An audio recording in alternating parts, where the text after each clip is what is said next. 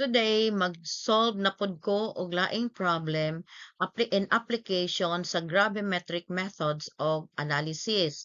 So ako ni siyang i-share with the hope nga ang mga students nga maka-view ani sa YouTube maka-help nila, especially katong mga students nga medyo nag-struggle sa ilahang analytical chemistry, particularly on topic gravimetric methods of analysis. So this is the problem. What mass in grams of carbon dioxide is evolved in the complete decomposition of a 2.300 gram sample, that is 38.0% magnesium carbonate and 42.0% potassium carbonate by mass? So ang atong sample is 2.300 gram, and this 2.300 gram sample consists of 38.0% magnesium carbonate and 42.0% potassium carbonate.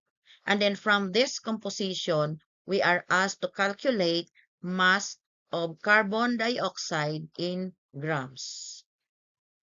So before we can calculate the mass of carbon dioxide, ang first step is we have to solve the mass of magnesium carbonate and mass of potassium carbonate. So to calculate the mass of magnesium carbonate, that is simply 38.0% of 2.300 grams of sample, while mass of potassium carbonate is simply 42.0% of 2.300 grams sample.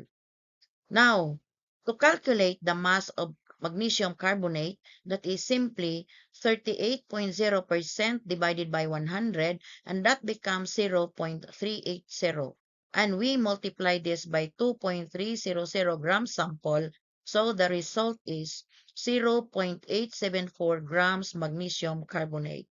Now, for potassium carbonate, the mass of potassium carbonate is simply 42.0% divided by 100, and that becomes 0.42. And we multiply this by 2.300 grams sample. The result is 0.966 grams of potassium carbonate. Now, we have two sources of carbon dioxide. We have carbon dioxide from magnesium carbonate, and we also have carbon dioxide from potassium carbonate. So to solve for the mass of carbon dioxide in the sample, we have to use this formula. Mass of carbon dioxide is equal to the mass of magnesium carbonate times this gravimetric factor. For carbon dioxide from magnesium carbonate, our gravimetric factor is molar mass of carbon dioxide over the molar mass of magnesium carbonate. And for the calculation of carbon dioxide, mass of carbon dioxide from potassium carbonate, that is simply mass of potassium carbonate times this gravimetric factor.